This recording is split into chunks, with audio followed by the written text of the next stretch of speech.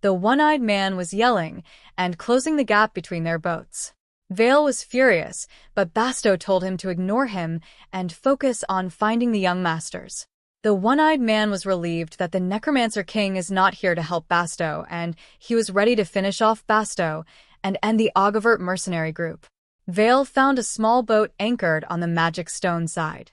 On the shore, Tai was worried as how she could help as her bone friends can't swim in the water, but she wants to help Mr. Basto from that mean villain Carl. Nordic saw that the crack above the magic stone is getting bigger and soon monsters might come out. Tai was desperate to help them, and suddenly, she heard someone call her master. They told her that they have been waiting for her deep in the seas. In the raging waves, Basto was trying hard to stable the ship and rescue the two boys. Vale told Basto that it would be better to run away. But Basto calmly told Vale that you were 2 when you were separated from your parents. Her daughter Lilia had never been away from him until she was 7. When she turned 8, he got busy as that Carl Warben kept pushing him to the battlefields. The rewards were good, and he thought it was all for Lilia, but he lost her. He told Vale he doesn't want to become cold-hearted. Hearing this, Vale agreed, and do as he wants and get them as close as possible before they die. In the raging storm, Raoul woke up in cold and remembered about they got swept away in magic stone explosion. He was slapped hard by Vale, and he told him to wake up and hurry to the big boat. His brother Enzo is there too. Just as they were moving, they were attacked by Carl Warben and his men. Raoul saw people fighting in the storm and thought how this lady is here to help them. The ship was rocking hard, and he saw monsters in the water too, and a huge monster rose up from the water. Just as he thought everything was over, another ship came and saved him. It was none other than Tai with her skeleton friends and a ghost ship on board. She then ordered her skelly friends to punish Mr. Basto's enemy Carl. Seeing the huge ship came from nowhere, the one-eyed thug was dumbfounded. His men called out that it was the necromancer king on that ship. But the one-eyed man couldn't believe it, as he had already wrecked every ship in the port, and even Ogavert is going for a rescue in a tiny boat. Suddenly his men started kneeling and writhing in pain, and even those who attacked Ogavert were crawling on the floor. Vale told Basto to look at the ship. It was their leader who came. Earlier, when the situation was tense, a sudden huge boat rose up from beneath the sea, and the necromancer king walked up and climbed the boat, and she asked if anyone wants to come. The people there were scared, as it was a boat of undeads and wraiths. But for the governor, her worry for her 2 sons, she stopped hesitating and climbed the boat. At present, the governor was hugging her 2 sons and cried. Raoul looked at the necromancer king, who looked like a little kid. She was talking to someone named Grimnir, and then she boldly proclaimed that around this little sailboat the current of the dead is flowing, and if you talk it. She forgot, and was again told by Grimnir, and then she again stated that the cold chill of the deep sea will plant terror in your souls. The wicked men were scared and terrified of an immense pain. The one-eyed man still thought it was a bluff, but somebody called his name Carl Warben in a chilly voice. It wrapped him around and asked if he enjoyed making his husband work to death nonstop, and even turned them into monster fodder. The one-eyed man knew it was Eve, the wife of Basto, which he failed to protect, and left to die along with his daughter. He begged for forgiveness and yelled her name out. Hearing him call Eve, Basto stopped, and he asked Tyr if what Carl is seeing now are the souls of the dead. In a sad voice, Tyr replied, yes, that what Grimnir told her. Hearing her, Basto became sad, as his wife has become a wraith, and she can't even go to heaven. Eve, after making Carl lifeless, approached Basto and said that she knows that you are suffering, but not to worry, as their daughter is not like that. Tyr relayed what she heard from Eve to Mr. Basto and said not to worry, as Lady Eve said that Lilia went to a good place. Hearing this, Basto cried, calling her daughter's and wife name. Eve then hugged Basto and didn't want to burden the necromancer king more, and thanked her, taking Carl along with her in the depths of the sea. While leaving, she asked Tyr to take good care of Basto. Silence fell on the boat, where veiled Tyr stood silently alongside grieving Basto. Later on, it can be seen Basto and Vale tying up all the other mercenaries. They pleaded for apology and told Basto to spare their lives, but Basto wasn't talking, and Will told them to shut up and just keep their mouths shut if they don't want to end up like those monsters. The nearby little Tai was happy. She was directing the whole ghost parade, as when monsters do this current, they lose their strength. Then when they die like that, they will switch over to Tai's side. Many of the monsters were now on the same side as Tai. Now, seeing this, Will and the others were horrified. In the backdrop, the governor could be seen questioning her children. She told them that they are out of their mind, but Enzo told her that they are not crazy, and Rahul also comforted their mother, as they were serious. They want to pick up the sword again. But the governor said that she will never allow that, not even over her dead body. She told them that they know that they left the order and came all the way to the Pearl City because she saw both of them suffering so much after losing their father. She brought them here to protect them. But Rahul told her that it was not the same case and that she knows it too because the one who was in more pain was her mother. He told her that they didn't quit the night order and follow her to Pearl City just because father died. He said that she has a fit now whenever they so much as wear a sword. Grandma was worried about that, and that's why she told them to give up the sword, and she wanted to save her daughter. They gave up the sword because Grandma told them to do so.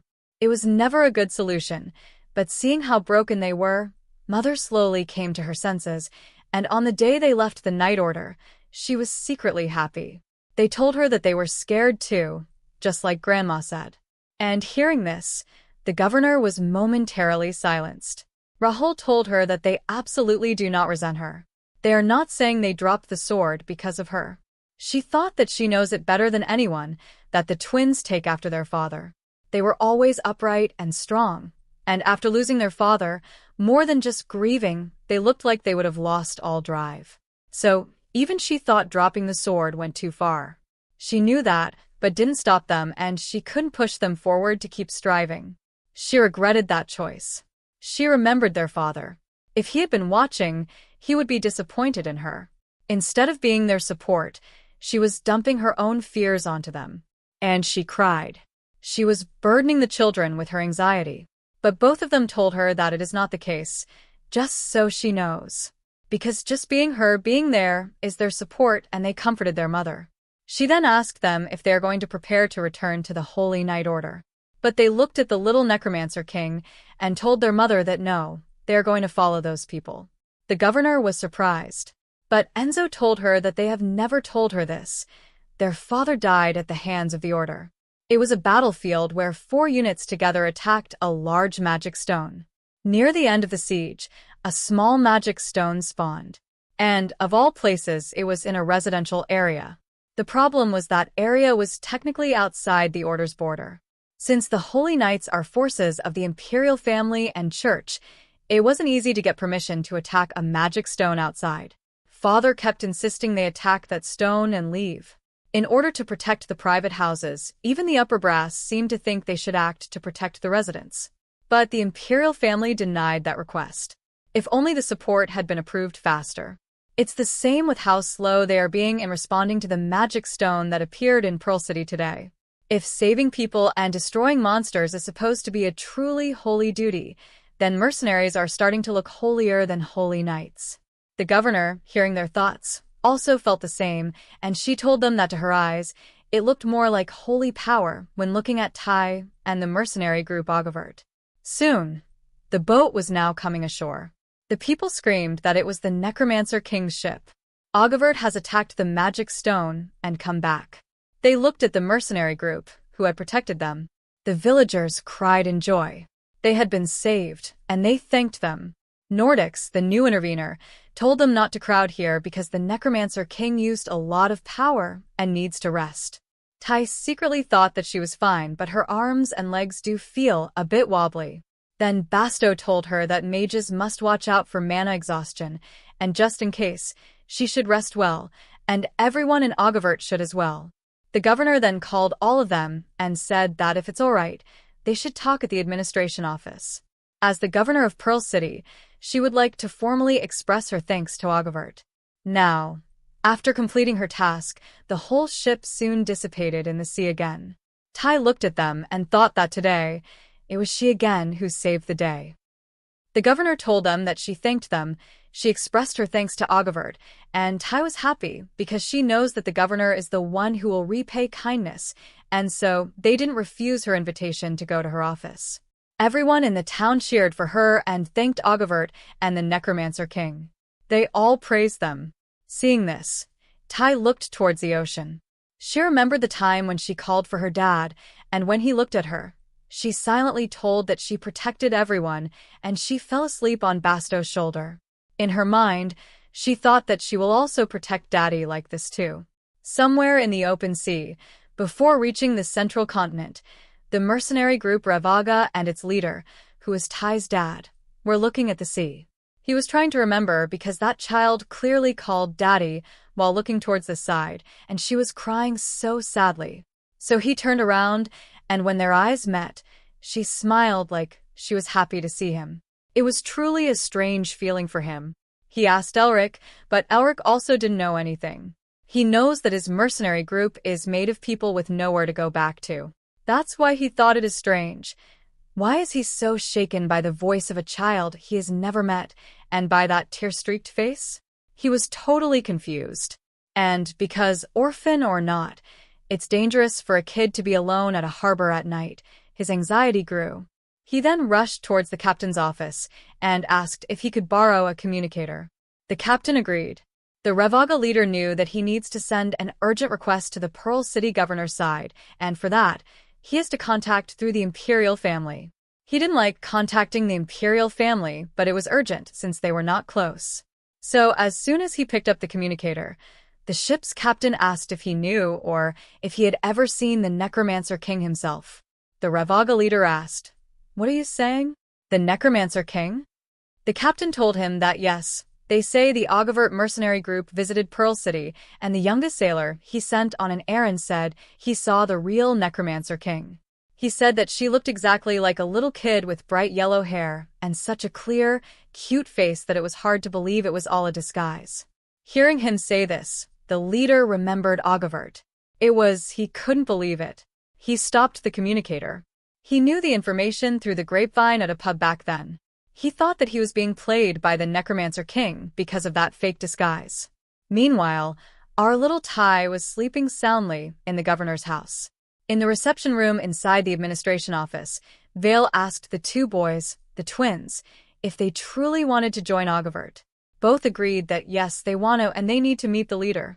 They told him that they might look like this to them, but both of them can wield a sword properly, and they were trained.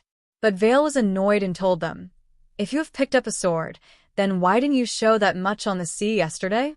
But Rahul told him that yes, they know that they only survived thanks to them. In his mind, he thought that Vale, even if he fought for a very short time, was enough to see it. Her movements are efficient and uniquely fast. He thought that with her, to reach that level with a woman's body, he would want her as his teacher. And Enzo was looking at Basto. With his natural build and heavy strikes, he thought that that man had no trouble dealing with those mercenaries. He also wanted to learn more from him. That's why both of them agreed and asked if the leader refused to show his face today because he doesn't like them. But they didn't know that the little Tai was sleeping soundly in her room as she was just 4 years old, and that is the time children should still sleep. Will then arrogantly told them that yes, even if he doesn't like them, the necromancer king will listen to anything he says because he is the one the leader relies on the most. He bragged about himself to the boys. But Basto interjected and told him that the one the leader relies on and likes most is him, and in a pinch, she always calls for him first. Nordics also interjected and told him that still, as the most reliable one, wouldn't that be him, because experience can't be ignored. The three of them argued about who the leader likes the most. Seeing this, the twins thought that for mercenaries this skill, to argue like rival concubines over their lord's favor, the great mage necromancer king even has that level of leadership. Meanwhile, in the bedroom, while Tai was sleeping, she was also thinking about who she likes best. In her dream, she could see all of them and her favorite foods. Suddenly, something shiny woke her up. It was something she brought from the sea yesterday. Somebody called her benefactor. She opened her eyes to see a beautiful-looking fairy greeting her. The fairy told her that she is the sea god Saradin, and she greets the savior of her life. Tai was shocked to see her and woke up from the surprise. She thought that she is a princess. Saradin told her that she is sorry for disturbing her sleep, but she wanted to thank her before she went back into hibernation. Tai was confused about why she was thanking her, as she was just asleep. The fairy told her that last night, when she was trapped in the magic stone, Tai took her out. But Tai was again confused that there was nobody inside the magic stone when they attacked it. But Saradin told her that it's only natural she didn't see her, because she was the magic stone herself. Hearing this, Tai was shocked.